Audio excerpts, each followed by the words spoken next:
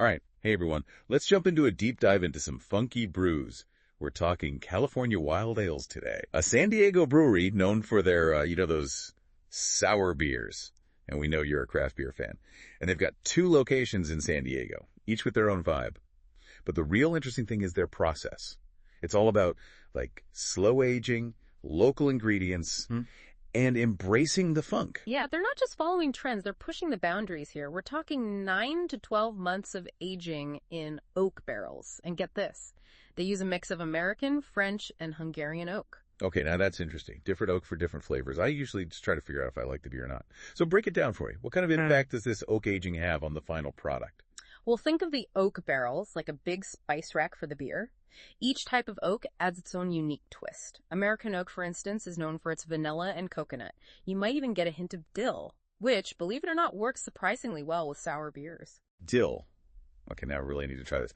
I'm used to dill with like pickles, not beer. So what about the other types? What do they bring? Well, French oak is more on the subtle side, bringing spicy and earthy notes like, think cinnamon clove, even a hint of leather. Leather. Wow, that's not a flavor I would have associated with beer. It's true. And then there's Hungarian oak, which is kind of wild card.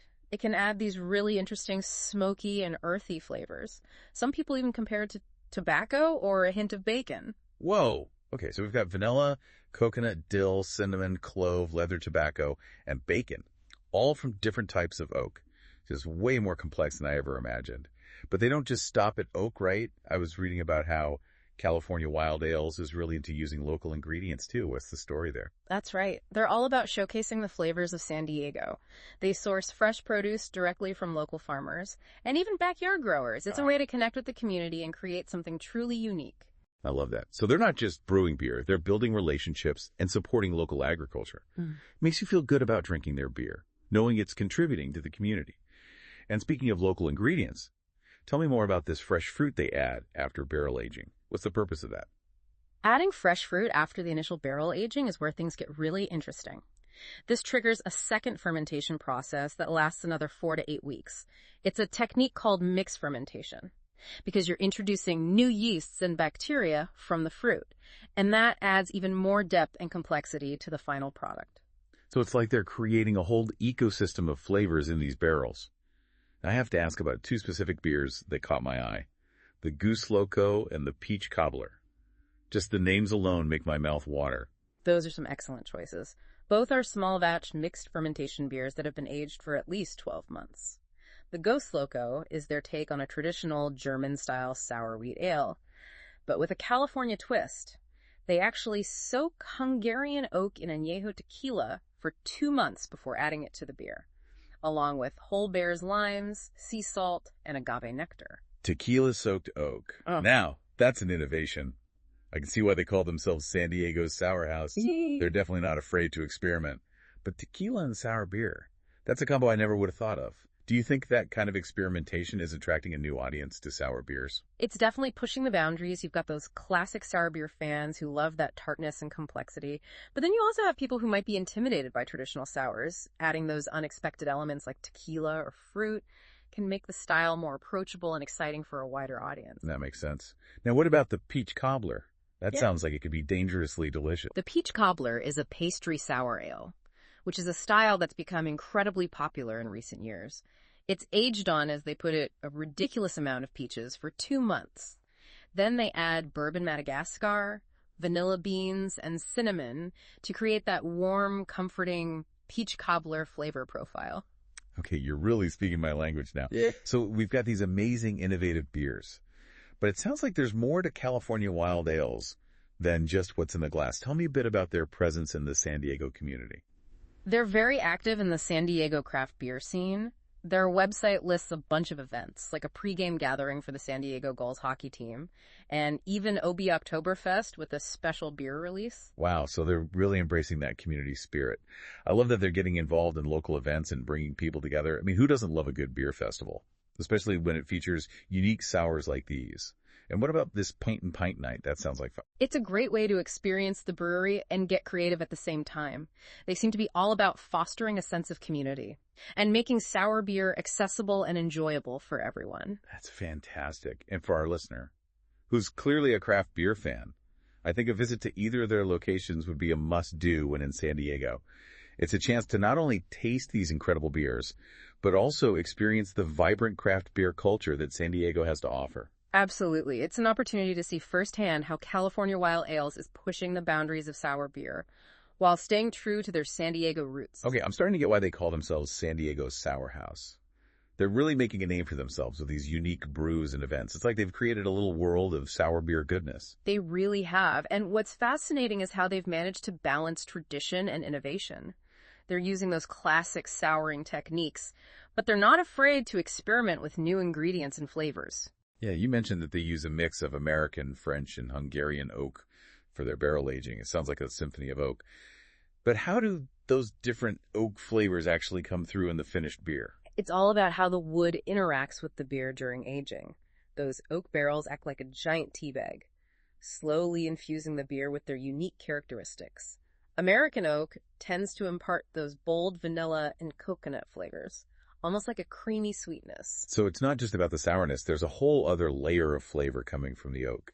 And you mentioned that American oak can sometimes have like a hint of dill. How does that even work, dill in a beer? It sounds odd, but trust me, it works. Certain compounds in American oak can create a dill-like aroma and flavor, and when you combine that with the tartness of a sour beer and the fruity notes from things like limes or peaches, it creates this really interesting and refreshing taste. I'm starting to see why they age these beers for so long. It's like a slow dance between the beer, the oak, and all those other ingredients. But what about the French oak? You said it was more subtle?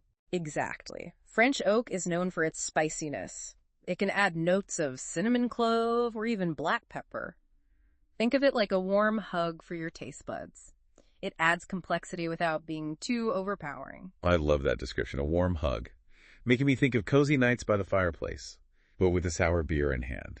And then there's Hungarian oak, which is apparently the wild card. Hungarian oak is unique. It can impart those smoky, earthy flavors, almost like adding a touch of campfire to your beer. Campfire beer. Yeah. That sounds both intriguing and a little scary at the same time. But I'm always up for trying new things, especially when it comes to craft beer. So they've got all these amazing oak flavors going on, but then they add fresh fruit on top of that. It's like they're creating a whole new level of complexity. That's what makes their approach so fascinating. They're not just relying on the traditional souring process. They're adding these layers of flavor from the oak and the fruit, and it all comes together in this beautiful harmony. It sounds like a carefully orchestrated flavor explosion. But how does the addition of fresh fruit change the brewing process? We were talking earlier about mixed fermentation. Right, so when they add the fresh fruit, they're introducing new yeasts and bacteria that are naturally present on the fruit. This creates what's called a mixed fermentation, which is essentially a second fermentation process.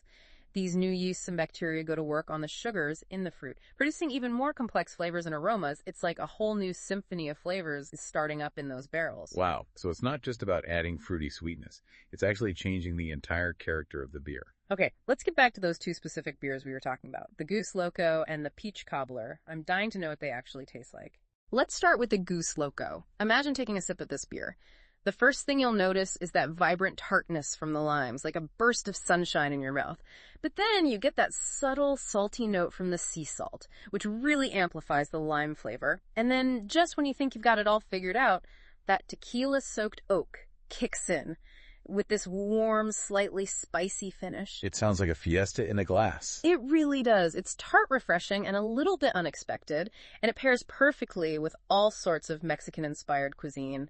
Think taco ceviche, or even just some salty chips and guacamole. I'm sold. I need to try this Goosey Loco. And what about the peach cobbler? It sounds like a dessert in a glass. It definitely has that dessert-like quality. Imagine taking a bite of a warm peach cobbler with all those juicy peaches, cinnamon spice, and a hint of vanilla. That's what this beer tastes like. It's sweet and tart with a creamy smoothness from the vanilla beans. You're making me crave peach cobbler right now. It sounds like the perfect beer for a summer barbecue or a cozy evening at home. But with their unique flavor combinations and unconventional ingredients, do you think these beers are changing people's perceptions of what a sour beer can be? I think they are. For a long time, sour beers were seen as this niche style, something that only hardcore beer geeks would appreciate. But California Wild Ales is showing that sour beers can be approachable, fun, and even food-friendly. They're taking those classic souring techniques and blending them with modern sensibilities, and the result is something truly special. I love that they're not just following trends, they're setting them. It's so refreshing to see a brewery that's not afraid to experiment and push the boundaries. And speaking of pushing boundaries, they're doing a lot more than just brewing beer. They're really active in the San Diego community, aren't they? Absolutely. They've got all these events going on, pregame parties for the San Diego Gulls hockey team, a special release for OB Oktoberfest, and even a paint and pint night, where you can unleash your inner artist while sipping on some sour goodness. Paint and pint night? That sounds like a blast. It's so cool that they're finding creative ways to bring people together and celebrate the art of sour beer. It's like they've created this whole community around their brewery. They have, and it's clear that they're passionate about sharing their love of sour beer with everyone. They've got a welcoming atmosphere, they're always experimenting with new flavors, and they're deeply connected to their community. It makes you want to raise a glass to them, doesn't it? It absolutely does. You know, it's really inspiring to see a brewery like California Wild Ales not only creating these amazing beers, but also building such a strong connection with the community. It makes the whole experience so much richer. It absolutely does. And what's even more impressive is their mindfulness of their impact on the environment. They're really committed to sustainability, which is becoming increasingly important in craft beer. Oh, that's interesting. I didn't realize that sustainability was a big focus for them. What are some ways that they incorporate that into their process? Well, for starters, they source a lot of their ingredients from local farms and growers. This not only supports the local economy, but also reduces their carbon footprint by minimizing transportation. That makes sense. And I bet using local ingredients also helps with those unique flavors. Like we were talking about earlier, it's like they're capturing the essence of San Diego in every bottle. But beyond sourcing local and conserving water, are there any other ways they're minimizing their environmental impact? They're also exploring ways to reduce waste. For example, they're working with farmers to compost their spent grain, which is a byproduct of brewing. This keeps waste out of landfills and creates a valuable resource for agriculture. Wow, they're really going above and beyond. It's great to see a brewery focused on making great beer, but also being a responsible member of the community and the planet. It really adds another layer of appreciation. I agree, and I think it's something that more and more craft beer drinkers are looking for. They want to support businesses that align with their values, and sustainability is definitely becoming a core value. Yeah. It makes you feel good knowing that your beer is not only delicious, but also ethically produced. It's a win-win. So as we wrap up our deep dive into California Wild Ales, what are some key takeaways for our listeners, who are passionate about exploring craft beer? I think the biggest takeaway is that sour beers are incredibly diverse. There's so much more to it than just the tartness. You've got all these layers of flavor coming from the oak, the fruit, the yeast. It's a world of flavor waiting to be discovered. And California Wild Ales is a fantastic example of pushing the boundaries. They're not afraid to experiment, they're committed to sustainability, and they're creating a truly unique experience. Exactly. And what sets them apart is their dedication to quality innovation and community. They're not just brewing beer, they're building something special. So for our listeners, if you find yourself in San Diego, be sure to check out California Wild Ales. You won't be disappointed. And as you sip on one of their unique sours, take a moment to appreciate all the thought and care that goes into each bottle. From the oak barrels to the local ingredients, it's a true celebration of craft beer at its finest. Cheers to that. Cheers.